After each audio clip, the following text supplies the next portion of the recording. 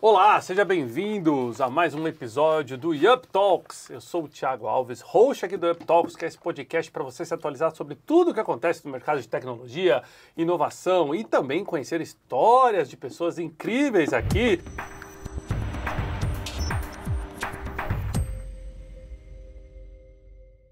Queria começar esse episódio dando boas-vindas ao co-host e CEO da UpChat. Seja bem-vindo, Douglas, ao nosso Muito obrigado, Yup Talks. Thiago. Muito obrigado, audiência.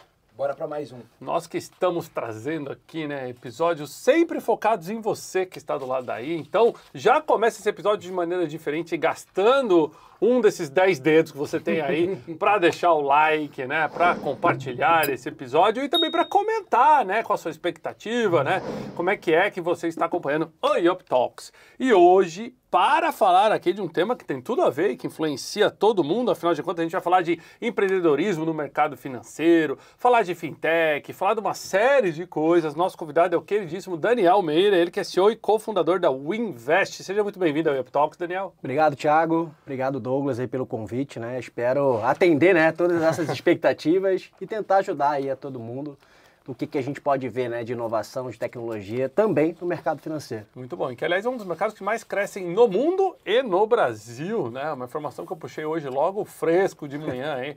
No radar Fintech do Brasil. O Brasil é o segundo maior mercado do mundo em número de empresas voltada a algum tipo de transformação em finanças, incluindo órgãos públicos, né? Olha que legal, o Brasil que tem aí todos os órgãos reguladores, públicos e bancos muito, né, envolvidos nesse tema de inovação e transformação. Bom, deixa eu apresentar o nosso convidado para vocês. Ele que tem 12 anos de experiência no mercado, início da sua carreira lá na XP Investimentos. Aliás, um abraço pro Furla da XP, até porque eu não falo com o Furla. Passando por diversas áreas interligadas de relacionamento com AAI, o famoso agente autônomo de investimentos, né? Ele deu início ao projeto Safra Invest. A gente estava até falando aqui antes sobre a minha história com o Safra. Gosto muito do Banco Safra, aliás, um abraço pessoal do Banco Safra. Área destinada a assessorias de investimentos, né, lá do Banco Safra. Credenciada a CVM como AAI, como vocês falam? AAI? AI. É que virou AI, agora virou assessor de investimentos, né? Teve uma atualização no ano passado. A Leuro, AI, é meio uma dorzinha, né? AI. E formado em administração de empresas pela Estácio de Sá. Daniel, mais uma vez, seja bem-vindo. Conta um pouquinho pra gente, fala da tua trajetória, como é que você chegou nesse ponto, traz um pouquinho do Daniel pra gente. Bom, eu trabalhei quase dos 14 aos 17, 18 anos com empresa familiar, né? Então eu conheci uma empresa, entre aspas, que não funcionava, né? Era todo mundo, pai, mãe, irmão, e eu ali trabalhando. E com 20 até 23, 24 anos... nepotismo em petróleo. Literalmente. Né? Com 23, 24 anos eu decidi que eu ia conhecer o mercado, que eu ia sair dessa empresa familiar e ia conhecer. Né? Com 23, 22 anos, na verdade, fui para a Oi, trabalhei brevemente na Oi. Você é do Rio? Sou do Rio, sou carioca. E, cara, começou a aparecer, a aflorar em mim uma vontade de conhecer o mercado financeiro. Eu tinha curiosidade só. E aí eu falei, pô, XP. Ninguém sabia o que era XP. Tinham 2 amigos meus que trabalhavam na XP na época. Falei, cara, puta, você é desenrolado, você fala bem, já, pô, trabalhou na empresa familiar, você conhece os problemas. Vem conhecer. Cara, eu lembro que eu fiz uma entrevista de 3 horas. Eu acho que eu nunca tinha feito uma entrevista tão grande assim. Porque, pô, entra um cara, sai outro cara, entra um cara, sai outro cara. Eu falei, pô, acho que eles não querem me contratar no final do dia. Ou querem, né? 3 horas ali é muito tempo.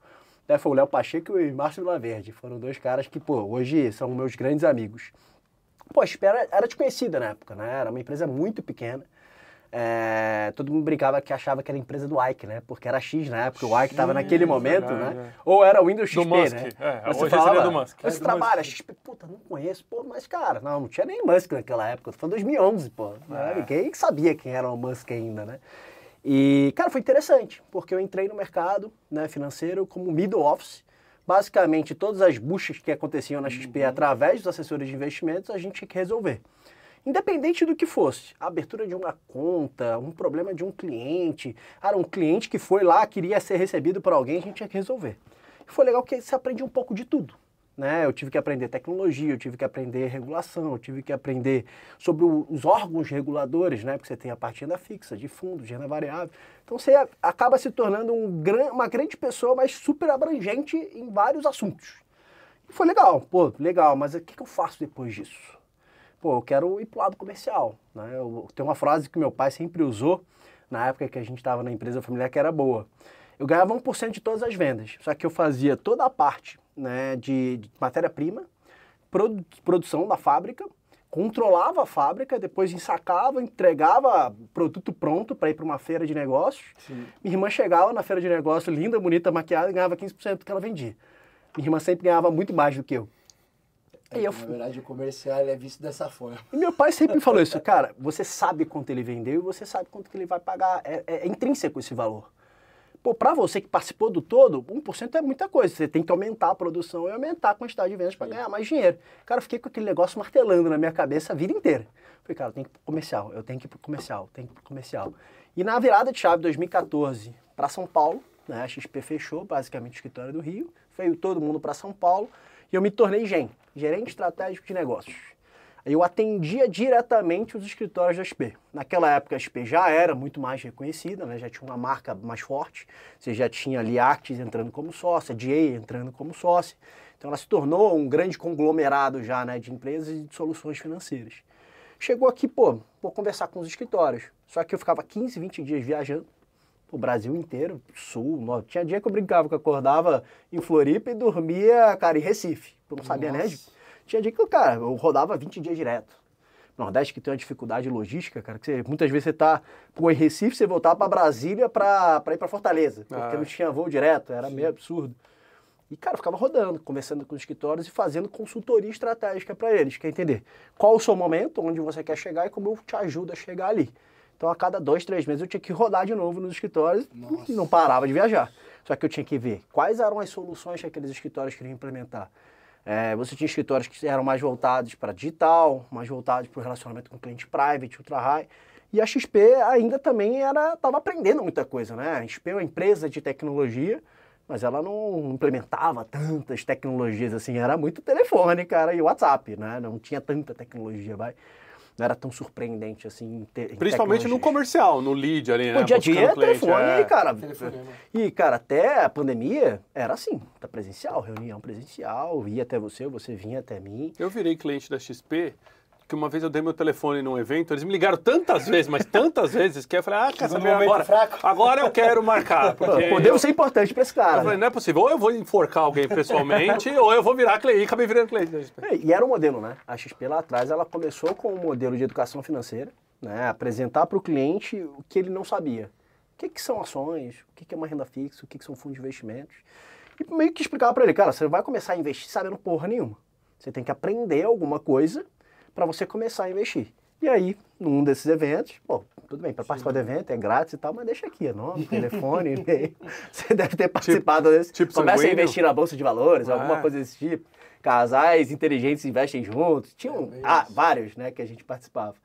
E, cara, dava super certo, né, lá atrás.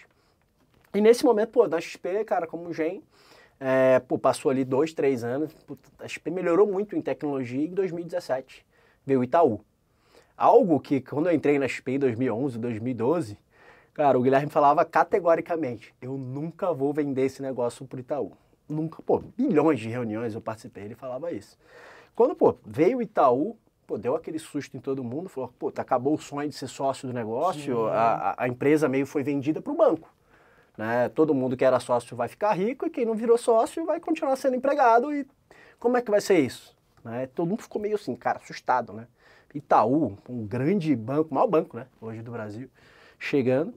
E eu tomei esse susto e falei, cara, eu acho que é hora de empreender, é hora de ir para outro lugar. E aí eu fui para um lugar bem diferente da XP. Acabei indo para o Safra, para montar a base do Safra Invest. Era um plano, na verdade, né? Como é que o Safra poderia atuar no mercado de assessores de investimentos, de agente autônomo de investimentos na época, e se faria sentido para o Safra ter essa plataforma.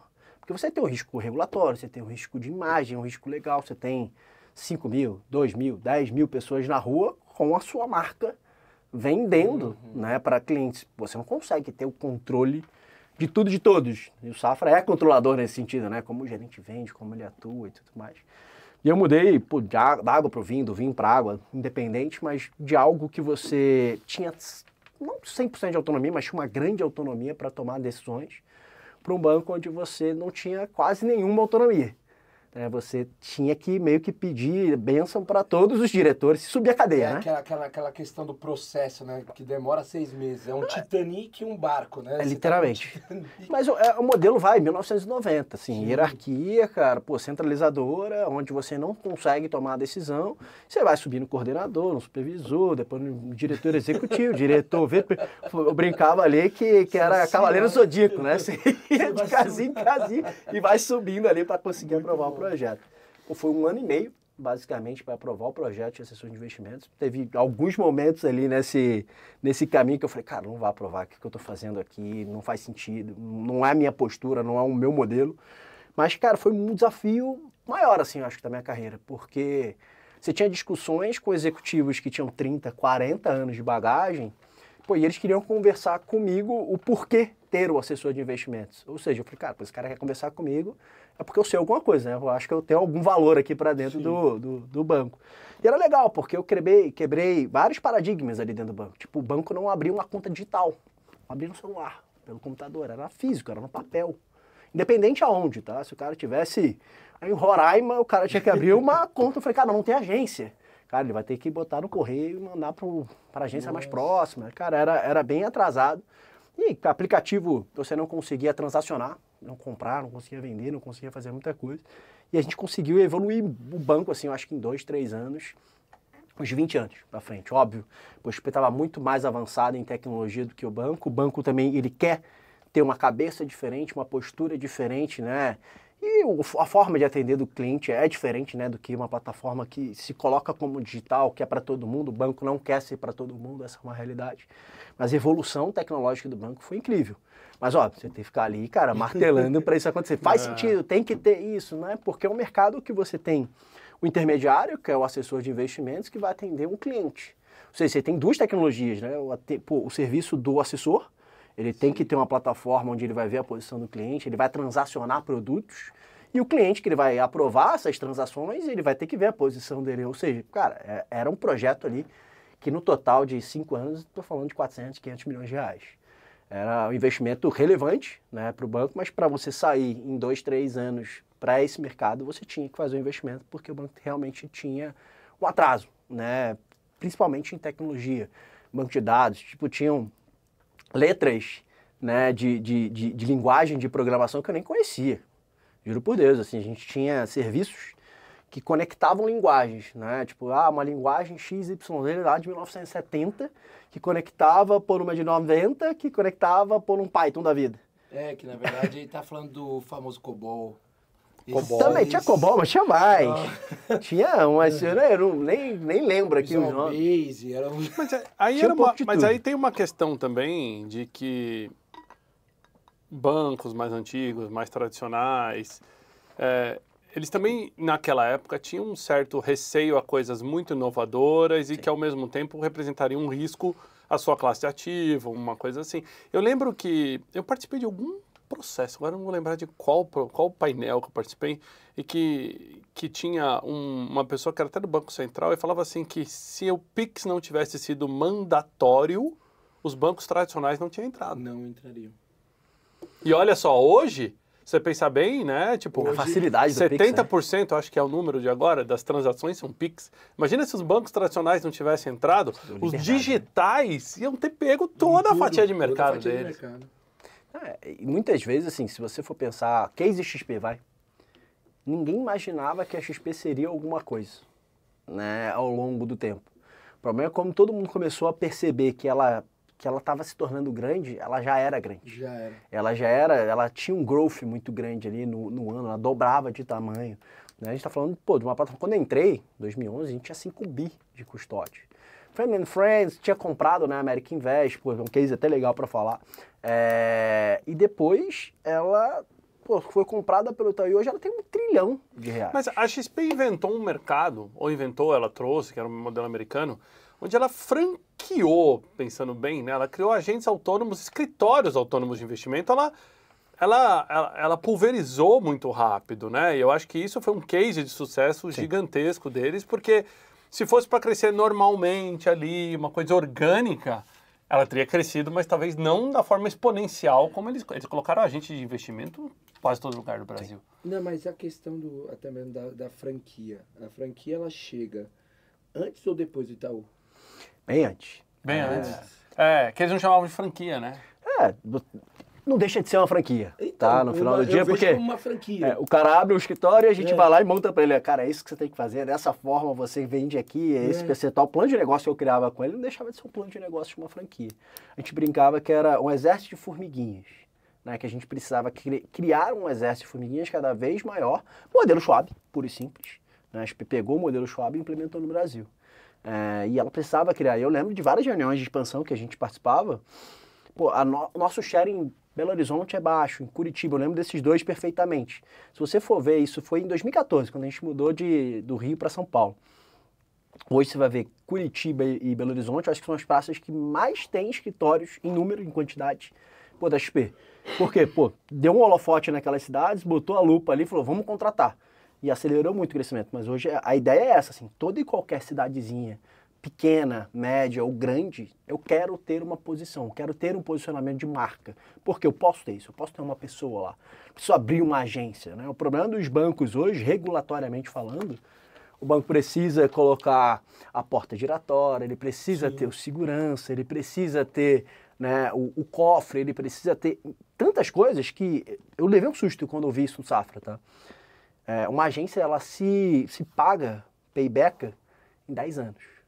Em média. Nossa, achei que era menos. Ou seja, imagina, toda agência que você for abrir, você tem 10 anos para se pagar para ir depois o negócio começar. Não, e você nem sabe se daqui 10 anos ainda vai ter gente para ir na agência. Exato. Hoje, você vê realmente as agências estão fechando, porque quase ninguém vai mais na agência, tem que ter as agências ainda, mas você tem que ter um atendimento digital cada vez mais forte para conseguir atender esse cliente que não quer ir na agência. Só que aí você tem a disrupção do modelo de banco. Como você falou do Pix, um exemplo. O Itaú, Bradesco, Santander tiveram que correr atrás para criar novos aplicativos e novas soluções para atender esse mesmo cliente. Só que tem uma demora, né? Tem um amigo meu, um grande amigo meu que trabalha no Itaú. Fala, putz, a gente tem aprovado, desde o ano passado, acho que, sei lá, vou inventar um número, tá? Que eu não sei certo, mas 200, 300 milhões de reais de renovação de aplicativo e tudo mais. Só qual é o problema? A velocidade que isso é feito, que isso que é colocado em prática para o cliente. O plano para isso entrar para o cliente final, já, nem beta, mas já funcionando, é 2026. O que vai ser em 2026? Assim, ele está pegando algo inovador hoje, mas para entrar em 2026, mas talvez já esteja atrasado, né, em 2026. Você acha que o Brasil ainda é um país, se eu não me engano, um dos principais países do mundo quando o assunto é desbancarização. A gente já tem milhões de pessoas no país que não usam bancos ou não têm conta em banco e por aí vai. Você acha que isso vai mudar também para a sua área? Então, porque o Brasil, provavelmente, quantos CPFs tem hoje investindo no Brasil? Milhões? Hoje a gente saiu, de 5 milhões e meio, 5 milhões e 700 para 5 milhões. A gente baixou um pouquinho. Que é nada. Você sabe, 2% milhões, da população investe. Exato. Né? Então, isso é uma janela de oportunidade gigantesca. Um mercado igual aos Estados Unidos, por exemplo, isso é o quê? 5 vezes maior, 6 vezes maior? Mais. É mais. É? É mais. Acho que 10 ou 15 vezes maior. Não sei o número corretamente, mas depois eu posso passar. Mas é que 90% dos americanos e dos investidores americanos não só são desbancarizados, mas como não investem nos bancos. Então, em corretoras independentes, né? Hoje a gente tem um modelo contrário. A gente tem 11%, 13% agora de share em corretoras independentes, que não são mais independentes, mas XP, BTG, basicamente outras corretoras aqui, e 90% esse share ainda em bancos. Ou seja, como que você faz essa virada de chave, não do desbancarizar, né? Não só ter o Pix, ter o acesso ao banco, mas de investir. Aí, o ChatGPT, já tem essa informação. 4% no Brasil e 60% nos Estados Unidos. Nossa Senhora. Olha a diferença. É muita diferença. O sistema bancário nos Estados Unidos é atrasado, né? Você vai ver, não tem um Pix, você não consegue fazer uma TED diretamente para um cliente, você vai pagar. Hoje muita gente usa os meios de pagamentos de plataformas. Sim. O irmão da minha esposa, ele mora no Canadá, que usa muita tecnologia dos Estados Unidos, né? E ele veio pagar a gente, assim, fez umas compras no Brasil, falou, preciso pagar vocês.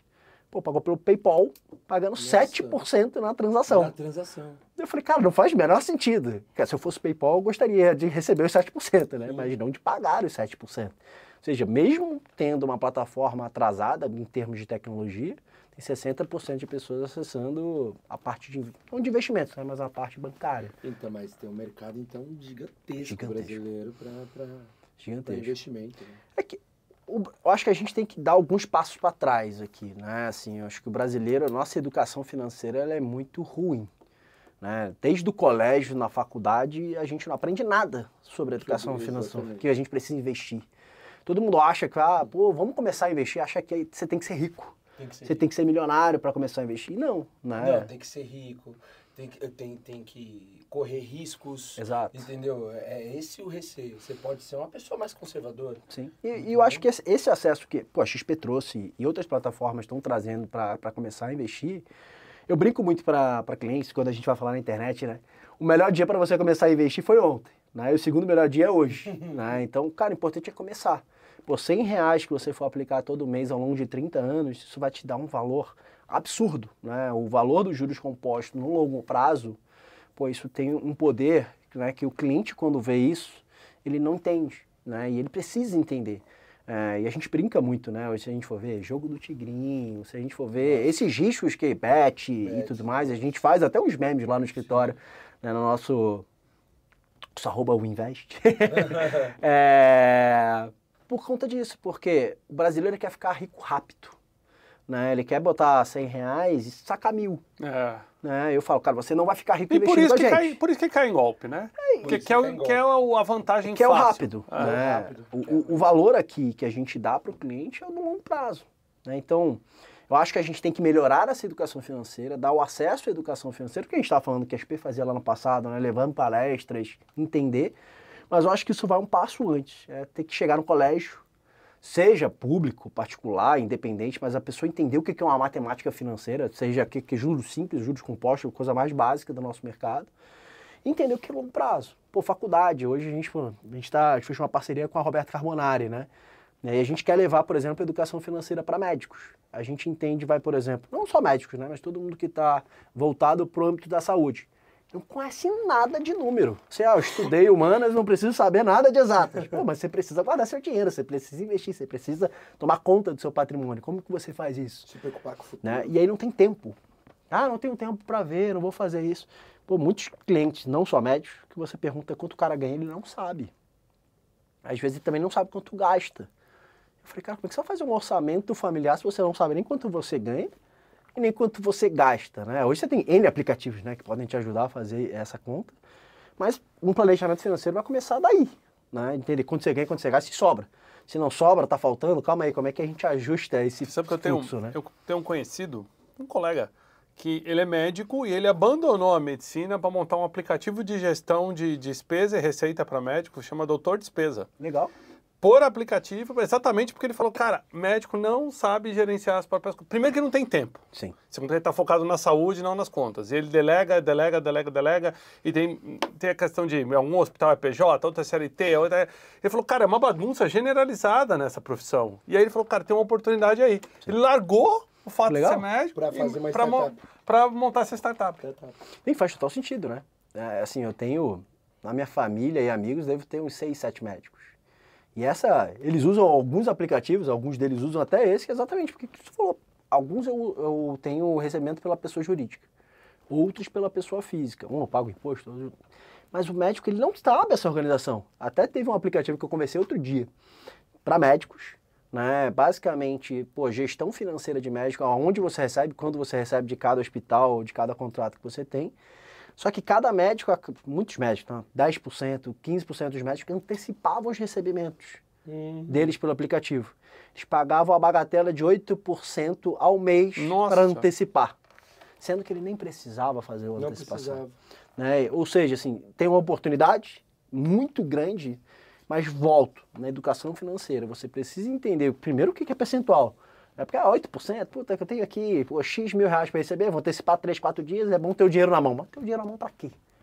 Nem sabe. Você precisa usar o dinheiro. Precisa, para hoje. Qual o objetivo que você vai usar esse recurso? Né? E essa educação financeira que não foi dada no colégio, não foi dada na faculdade, tem muita dificuldade. Isso para médicos, advogados, Eu vejo até para esse momento que a gente está vivendo agora de creators, né? Muita gente sendo influenciador, ganhando muito dinheiro, só que a gente demonstra o que na internet? Pô, basicamente comprando carro, viajando, como é que eu gasto dinheiro, né? Como como consumo, né? Então você vê, saiu outro dia, na verdade, uma aplicação que os adolescentes ali, 17, 18, 19 anos, estão endividados porque estão consumindo as coisas da internet que os influenciadores trazem para ele, comprando roupas de marca, tênis de marca, e não podem gastar isso. Ou seja, a gente está indo para o lado contrário. A gente não está organizando as finanças a gente está endividando um jovem que não está nem na faculdade, nem saiu da faculdade ainda.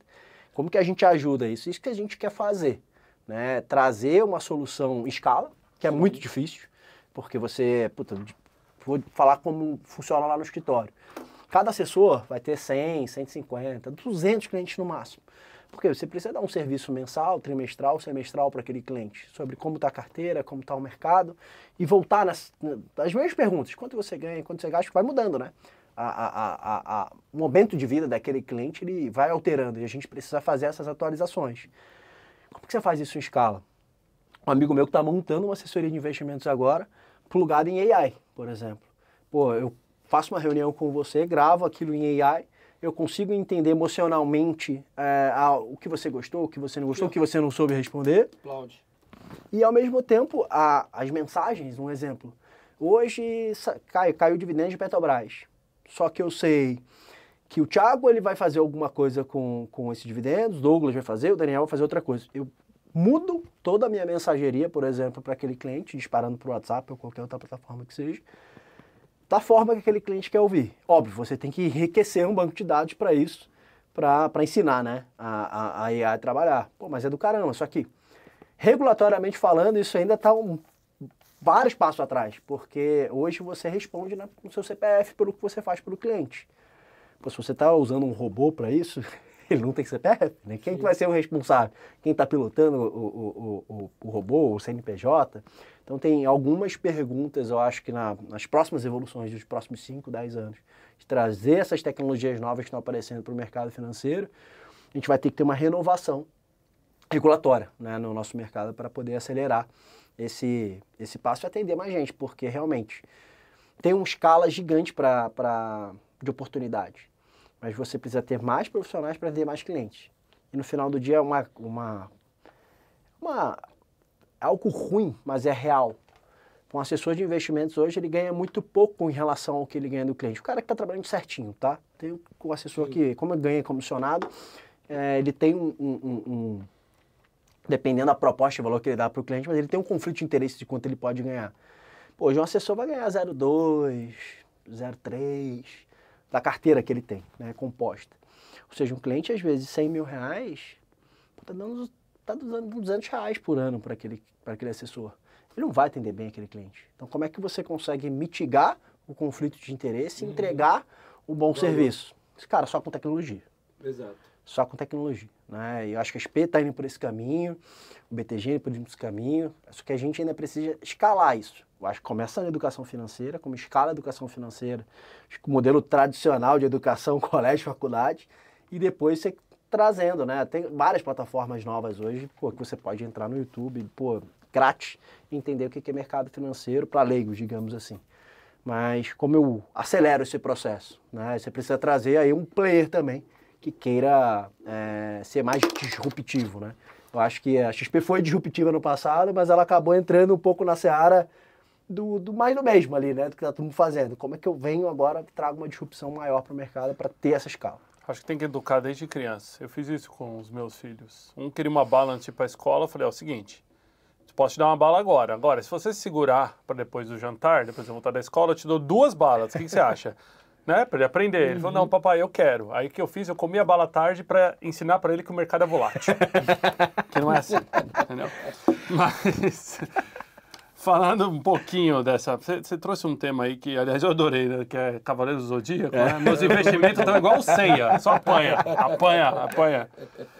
Mas você trouxe uma coisa que eu acho que é bem bacana. É o seguinte, confiança. Né? Você tem que confiar no seu agente de investimento ali, e o cara muitas vezes não é remunerado na mesma proporção a qual ele é demandado ali por aquele cliente.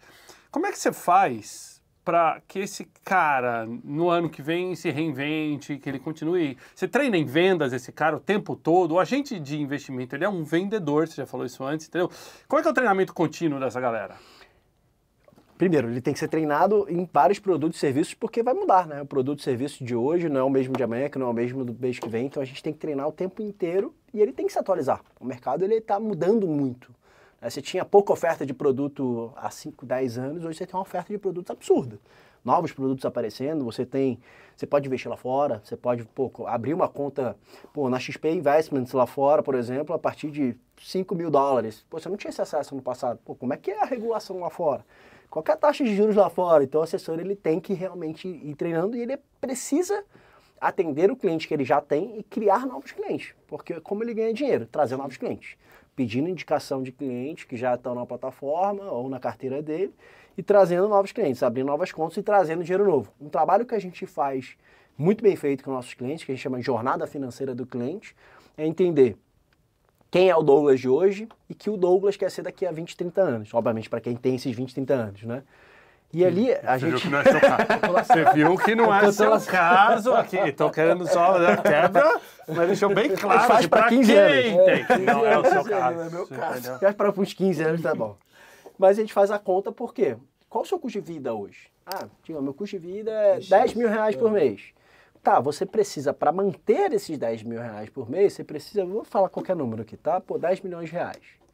Quanto tempo você precisa ter, né, para chegar aos 10 milhões? Óbvio, eu só fiz um aporte, preciso que esse dinheiro me remunere em tanto tempo, mais difícil, né, que chegue nos 10 milhões. Mas todo mês eu vou botar R$1.000. O grande segredo são os aportes recorrentes. Então a gente mostra isso para os nossos clientes, que todo mês ele tem que aportar. Ou seja, vai fazendo o jogo do composto. Exato, ele vai ter os 100 clientes ali, 150 clientes, mas 100 clientes aportando, seja R$1.000, R$2.000, R$5.000, R$10.000 por mês, ele vai ter esse dinheiro novo entrando e ele vai conseguir se remunerar. Mas voltando na questão do treinamento, o assessor ele tem que treinar todo dia. Todo dia de manhã a gente faz um morning call, a gente explica para ele como está o mercado. Todo dia? Todo dia, às 8h30 da manhã, 9 horas da manhã, a gente tem um morning call. Então, o assessor ele precisa treinar. Né? Ele precisa não só treinar o produto, como todo dia de manhã a gente atualiza, né, os assessores. 8h30, 9 horas a gente tem um CIO, que ele pega todas as informações do mercado, seja brasileiros ou lá de fora, explica para os assessores. Imagina, você tem 30, 40 assessores, todo mundo estudando o mercado, cada um tendo uma narrativa diferente. A gente estuda o mercado e traz para ele uma narrativa parecida do escritório. Ou seja, todo mundo, a gente vai comprar bolsa. Não dá para ter um assessor dentro do meu escritório comprando bolsa e outro vendendo bolsa. Né? O modelo é igual, a gente tem que pensar igual. Né? Então a gente traz esse panorama macro, né, e micro, obviamente, para o assessor, só que ao mesmo tempo, cara, qual é o pitch de vendas desse produto? Esse produto é um produto mais arriscado. Você vai vender para qual perfil de cliente? É um moderado ou mais agressivo? Para o cliente conservador não cabe esse produto. E o maior problema que a gente tem que fazer muitas vezes é frear o próprio cliente. O cliente conservador que quer investir em bolsa, um exemplo. Você entende os riscos, você entende o modelo. Um exemplo, na pandemia. Tinha muito cliente que a gente estava com a queda de juros, né? E aí, como a queda de juros foi acontecendo muito rápido, muita gente começou a tirar dinheiro de investimentos de renda fixa e começou a colocar em bolsa. Só que a pandemia, o cara perdeu 30%, 40% do patrimônio em bolsa. Ele estava pronto para perder 30%, 40%? Não estava. O problema é que o cliente conservador quis se tornar moderado ou agressivo pelo momento de mercado. Ou seja, o papel do assessor não é só vender, mas ele tem que frear o cliente dele também. Psicologicamente falando e através do produto. Olha, tem até alguns produtos que eu peço para o assessor mandar um e-mail para o cliente, falar, manda um e-mail para o cliente, pede o de acordo dele. A gente faz toda a parte regulatória, de mandar o push, de mandar os termos, né? Só que eu falo, eu quero que você mande um e-mail falando desses riscos desse produto para que o cliente fale que ele está ciente que ele está assumindo esse risco. Exemplo, quero investir numa operação de crédito que pode virar zero. Ao longo do tempo, você tem um rating ruim de um ativo, né? Que aquele ativo pode defaultar, não pagar a dívida. O caso que aconteceu com o Americanas, vai? Um exemplo claro. Você botou, sei lá, R$100 mil. Esses R$100 mil pode virar zero. Imagina esse planejamento que a gente fez ali de 20, 30 anos, R$100 mil virou zero. Você pode tomar esse risco? O quanto ele estava me pagando? Tudo bem. Ali foi uma fraude. Né? Você não consegue olhar um balanço que está fraudado e falar se aquele ativo é bom ou ruim. Mas isso aconteceu. Você tem que falar isso para o cliente, que isso pode virar zero. tem, puta, muito investimento, você vai IPCA mais 12, IPCA mais 13, 16% do pré. Calma aí, você tá te pagando mais, é porque o risco é maior. Você sabe, entende quais são esses riscos? Né? Se a taxa de juros ali tá em 10, 10,20, 11, já tá planejando ali voltar para uns 12, quem tá te pagando por ali, um pouquinho menos, um pouquinho mais, se tá pagando muito acima disso, tem alguma coisa errada. E voltando àquilo que a gente estava falando, né? O jogo do tigrinho, o bet. Hoje o brasileiro ainda cai em pirâmide. Pô, o cara me paga 3% ao mês, 5% ao mês. Cara, isso não existe. Não existe um ativo que te pague isso. Também, né? O Bitcoin tudo bem. O problema é que muitas vezes você vai comprar, não vai comprar o Bitcoin. Você vai comprar uma pessoa que vai fazer a gestão do Bitcoin. Cara, quem é essa pessoa? Você conhece? Exato. Aonde que está registrado isso? Né? Bitcoin não fica registrado no CPF de alguém. Fica no wallet, fica registrado na nuvem, sei lá. Então, é seu aquele Bitcoin? Pô, tem que entender o risco de qualquer coisa que você vai investir. Eu brinco, cara, que ninguém compra uma franquia da Casa do Pão de Queijo, por exemplo, sem entender os riscos, né? Cara, puta, como é que funciona o pão de queijo? Sim. Investir dinheiro é a mesma coisa. Cara, confiança, confio nessa pessoa, entendo quem ela é, o que ela faz, e ela tem que saber os produtos. Então, a educação do cliente entender o que ele está fazendo é muito importante. Qualquer coisa hoje acima de quanto você já não recomenda... Não é que não recomenda investir, recomenda olhar com cuidado. 1% ao mês é um número... Não, 1% ao mês hoje você tem, porque a gente está no retorno, né, da alta de juros. Selic, né? Também, né? Então, te dá isso aí. 12%. Você tem até ativos hoje que estão pagando 14 pré, por exemplo. Até um mês atrás já tinha. Hoje já deu uma caída.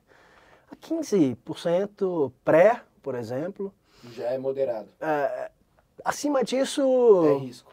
Coloca não vou falar vermelho, mas um laranja, amarelo ali, fala, caraca, mas pergunta pra alguém, qual é o risco disso? Se você quer aprender o que é pirâmide, faz igual eu fiz. Fui batizar um dos meus filhos na igreja, cheguei na igreja, batizar. Você é batizado? Não, então tem que batizar você também. E a mãe é batizada? Não, tem que batizar também. Aí, trouxe os padrinhos. Padrinho é batizado? Não, tu tem que batizar também. Pô, eu falei, isso é um esquema de pirâmide, eu só queria batizar a criança, agora tem que trazer todo mundo. Mas é impressionante como o brasileiro precisa de educação nesse sentido, né? Sim. Como a gente não sabe, é o retorno rápido, é o que você falou. Tipo, a solução milagrosa, né? Não existe. Que é o que a Bet entrega nesse sentido, não todas, né? Aquelas que fazem um apelo emocional e tudo mais nesse sentido, fique rico, fazendo uma aposta e tal. E você acha que assim... Como é que você trabalha isso? Eu vi que vocês têm a Roberta Carbonari, que aliás é uma pessoa bem bacana, eu sigo ela, acho bem legal com tudo dela. Você trouxe influenciador. Como é que você faz para o influenciador estar alinhado com a sua marca, com os seus valores? Legal. E como é que... E do lado dela lá também, para divulgar, como é que foi o convencimento, né? Você tem cuidado ativo dela para ela conhecer de como você trabalha? Acho que é pior, mais difícil, é entender... se o influenciador ele é sério, né? Se ele tem ali o que ele quer passar, né, para o público dele, é o princípio, né? Porque hoje tem muita gente querendo vender só ao público hoje e pronto. Quanto eu ganho, vamos embora, eu falo qualquer coisa. Jogo do Tigrinho tá aí, pô. Quanto influenciador falando do jogo do Tigrinho, bet, etc e tal. A questão não é nem o jogo do Tigrinho, é mostrar de repente como se fosse uma qualidade de vida jogar o jogo do Tigrinho. Exato. E essa ostentação da internet vem disso, né? Exato. O problema é essa ostentação, né? Cara, eu fiquei rico fazendo isso. Tem vários, né? Mas a gente demorou para achar uma pessoa. E ali, eu gosto de fisiculturismo, bodybuilder, essas coisas. A gente foi conversar com o Muzi. Né? O meu CMO, que hoje toca o escritório, é um cara que sempre fez topo de funil através de influenciadores, né? E ele falou, cara, acho legal a gente conversar com o Muzi. Só que foi muito legal a conversa, eles têm uma agência, né, entre eles ali, né, dentro de casa, a agência Muzi. Ele falou, cara, o Muzi, ele é médico. Quem faz a gestão financeira da família, das clínicas e do negócio é a Roberta. Ele falou que ele não se sente confortável, né, de falar sobre dinheiro, falar sobre financeiro, falar sobre investimentos. Ele falou, cara, por que você não fala com a Roberta? Porque ela gosta disso. E aí a gente foi conversar com ela. Ela já faz isso. Ela já era intrínseco dela.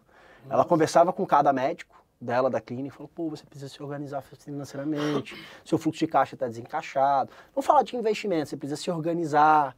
Pô, tá errado. Pô, comprei um carro novo. Cara, era o momento de comprar esse carro. Pô, você estava começando a crescer agora, já criou uma dívida. Então, assim, foi meio natural. E eu tive essa primeira conversa com ela. Eu fiquei encantado, porque eu falei, cara, eu não preciso nem fazer um trabalho aqui de educação financeira com ela, porque ela já tinha essa educação.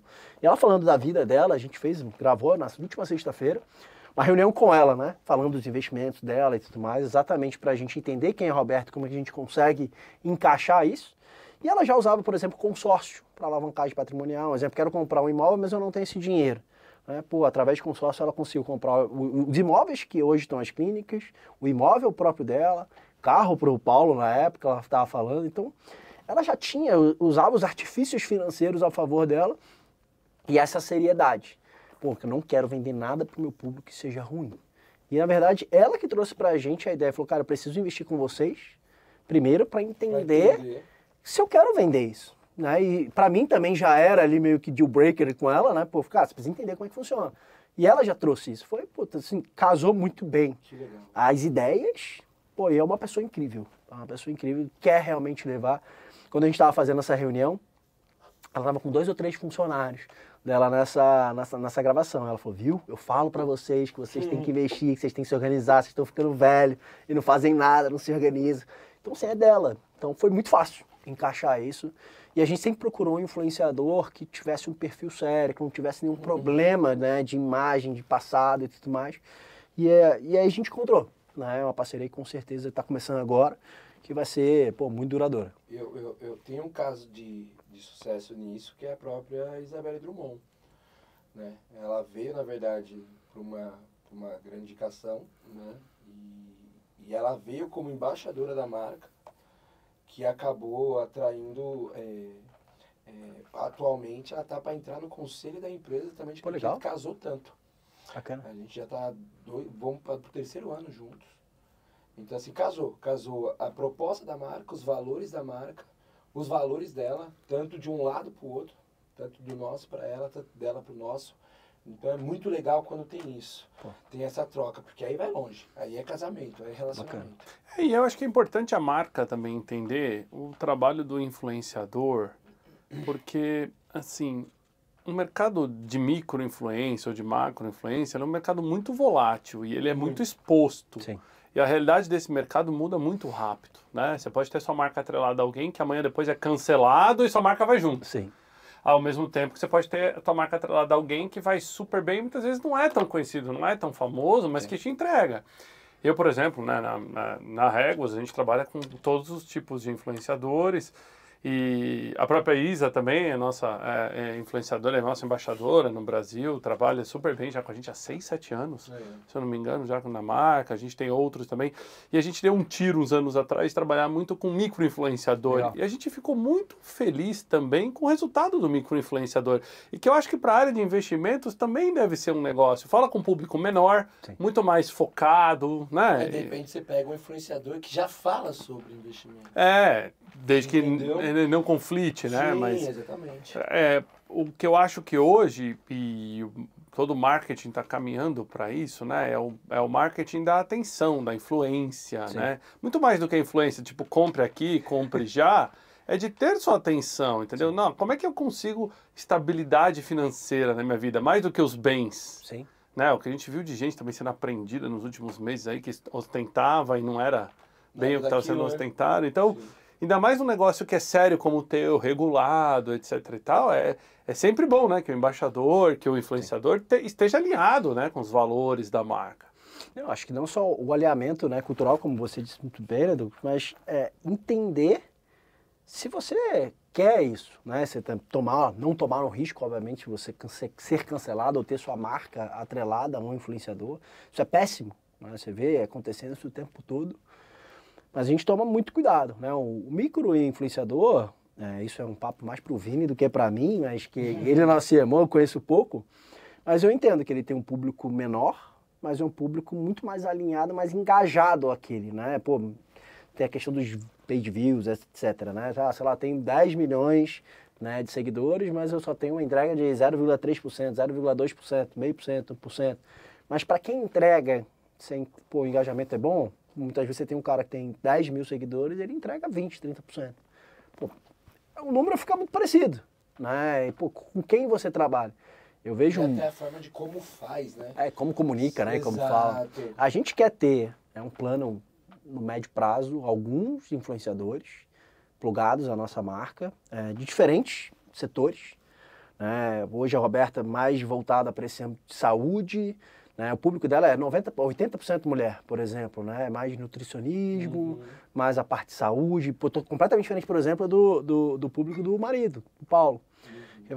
Sei lá, 60%, 70% homem, mas muita garotada também, né? Então, putz, esse cara é legal para levar educação financeira, mas talvez para falar de investimentos, começar a investir, você vai começar a fazer ali o pé de meia, né? Mas tipo R$100, R$200, R$300 por mês, né? Pega um pouco da sua mesada e guarda aqui, né? Mas aí você tem que saber como você vai falar e para quem você vai falar. Aí tem que fazer o estudo, né? Para entender qual é a base para quem você fala. Mas hoje, acho que o mercado como um todo está indo para o mercado de influenciador.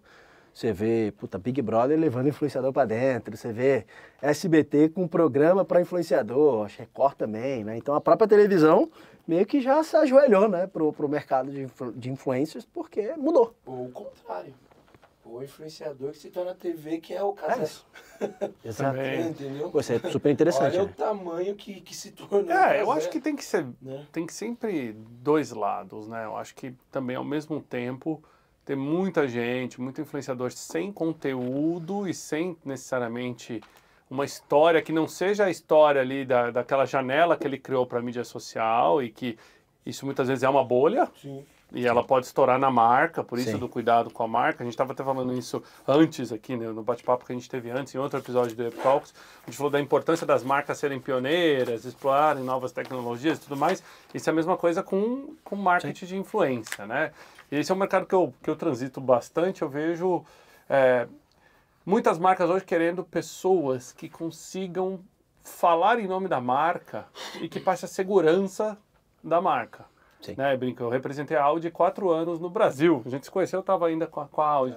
E eu falava o seguinte, cara, a Audi me mandava para painel no Brasil inteiro e eu não precisava receber um sabe? Toda a documentação que eu podia, que eu não podia falar, porque... Eu tinha confiança. Tinha confiança que, independente da pergunta que viesse, eu dominava sobre o tema. Carros elétricos, dominava sobre o tema e tal. Então, eu acho que isso é uma coisa que as marcas têm que começar a olhar agora, entendeu? Quem está por trás daquela janela que a mídia social enxerga, né? Porque a gente sabe o poder que tem mídia social, projeção, até robôs e tudo mais no dia de hoje. Dani, infelizmente o que é bom dura pouco, né? A gente devaga, né? Nossa, hoje a gente foi. começa falando uma coisa, de repente está falando de outra. Mas foi muito bom, foi leve. Num tema totalmente diferente. Eu acho que é a primeira vez que a gente teve a oportunidade de trazer isso, né? Muito legal. E eu queria até pedir para vocês, se a gente pudesse, antes de encerrar, uma mensagem final sua ali para quem está plugado no Up Talks, que está acompanhando o bate-papo assim. Cara, qual que eu passo o ABC para começar a investir, né? Para quem quiser realmente entrar nesse mundo, que não esteja investindo, ou que está investindo, ou está achando que o investimento ainda não está no ponto certo, né? Quais são as dicas? Bom, vamos lá, né? A primeira dica, né? O primeiro dia para começar a investir, o melhor dia para começar a investir foi ontem, o segundo melhor é hoje, né? A gente tem que começar a investir. E não existe isso que é só para rico, não é só para quem tem acesso a muito dinheiro. Você pode começar a investir com 50, 100 reais por mês, não tem problema. Mas o principal, se organizar, entender se você consegue ou não fazer esse investimento. Não adianta nada você começar também amanhã, dar uma dor de barriga e precisar tirar esse dinheiro, né? E saber aonde está investindo. Não acreditem em milagre, né? 3%, 5%, 10% ao mês. Gente, acompanhem a taxa Selic, entendam quanto ela está. Pô, o mercado ele vai variar de 2% para baixo, 3% para cima, alguma coisa por aí. E não tentem ficar rico rápido. Acho que essa é a grande realidade. Você não vai botar R$1.000 e sacar 1 milhão. Não existe essa regra. O único lugar, eu acho, que você vai ficar milionário rápido gastando pouco é na Mega Sena. Né? Você vai gastar R$3 e pode sacar lá 30, 40 milhões. E tem que jogar. E tem que jogar. Mas investir é por longo prazo. Investir é para 10, 15, 20, 30 anos. Mas tem que começar. Né? E eu estou aqui, né, o pessoal lá do escritório, né, da Uinvest, se quiser acessar lá o nosso canal, pedir para alguém bater um papo, 100% à disposição para isso. Posso fazer mais uma pergunta para concluir isso aqui? Queria saber um pouco do Daniel, foi uma conversa tão legal. Como que é o Daniel, tipo, fora do ramo de empreendedor? No Legal. dia a dia, qual que é o Quais hobby? são os seus hobbies? Exato. Quem é o Daniel no final de semana? Cara, no final de semana, Daniel é churrasqueiro, com certeza. Cara. Meu maior hobby é fazer churrasco. cara. Eu amo fazer churrasco. Se deixar, eu faço churrasco todo dia, juro por Deus. Eu comprei um apartamento aqui em São Paulo, eu brinco que é uma cobertura, né? Então a parte de cima eu brinco que é a minha casa e a parte de baixo da minha mulher. É até diferente os dois lugares. Cara, isso metade é churrasqueira. Sério, assim, puta, tem tudo que você imaginar pra churrasco. Eu tenho 74 facas, só pra você ter ideia. Então, assim, eu gosto real. Cara, ainda bem que você dá essa informação, porque se você começasse pelas facas, eu já falar, é psicopata, cara. É melhor, né? Fala que gosta de churrasco, pô, tem faca pra isso, faca pra aquilo. Qual seu hobby? Eu tenho 74 facas, meu amigo. Mas isso daí é o Melhor famoso, ir embora, né? todo mundo fala, é o famoso canto do guerreiro, né? É isso. É o famoso canto Tem ali o lugarzinho da cerveja, a cervejeira, tem um lugar pra fumar o charutinho, Nossa, que legal. tem um bar legal. E academia, cara, eu gosto de academia, né? Dia de semana ali, pô, tentar ir pelo menos 5, 6 vezes por semana. E hoje, assim, meu maior hobby é ser pai, cara. Sendo muito honesto. Eu sempre quis ser pai, tem 2 anos que eu virei pai. E assim, putz, chegar em casa, ficar com a minha filha brincando, tocando os aralhos que eu brinco com a minha mulher, tipo, chega em casa, joga pra cima, brinca, corre pra um lado, brinca pro outro. Cara, que eu mais curto, assim, eu acho que a melhor hora do meu dia é chegar em casa e ter essas 2, 3 horinhas que eu tenho com a minha filha todo dia, no final do dia ali. E final de semana, né, obviamente, puta, curtir ela também, dar uma sossegada, né, porque o nosso dia a dia ali durante a semana é puxado. Você viu que tem as churrasqueiras, as 74 facas, mas um convite pro churrasco não veio. Calma. Você aí é testemunha de que ainda não, brincadeiras à parte. E o que você quer deixar de legado, olhando para frente, assim? O que você acha que vai ser o maior legado do Daniel? Cara, eu acho que é meio romântico, tá, essa frase, mas é tentar entregar para o cliente um bom investimento e fazer o certo. Né? Porque hoje, se você for pensar em banco, o banco pensa muito na receita, no resultado que ele está dando, no lucro. As corretoras também. Né? No final do dia, hoje, o escritório, o Daniel, olhando para esse mercado, ele é um pouco romântico. Prefiro ganhar pouco e ganhar sempre. Né? Mas, pô, entregar de fato aquilo que a gente está vendendo para o cliente. Eu acho que a frase de um amigo meu, que ele falou um pouco tempo atrás, que eu gostei muito. Ele falou, cara, como é que eu fico rico? Ele falou, cara, cria um produto, um modelo, entrega 100% daquilo que você vendeu e continua. Né? Porque muita gente, seja empresas, negócios, você acaba vendendo algo e não entregando aquilo que você vende. Entregar 100% daquilo que você vende, cara, que automaticamente essa roda gira, né? Você vai girar. Acho que por isso que eu falei, é um pouco romântico, mas acho que é essa visão. Muito bom.